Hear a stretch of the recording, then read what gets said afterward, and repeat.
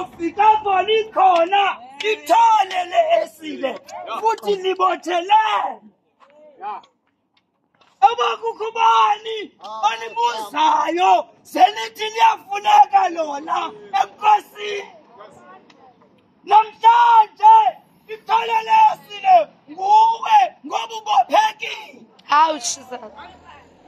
Namhlanje ndifuna ukuxelela wena ngoba kuyafuneka nkosini.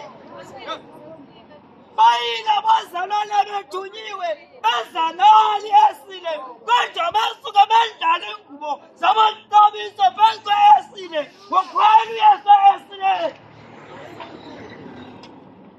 Kodwa ndifuna ukutsha namhlanje noba imeko ikubopheka kangakanani ukhona uyesu awakhulula esile alibotshelele. Nawe namhlanje akakunceda ukhululeke.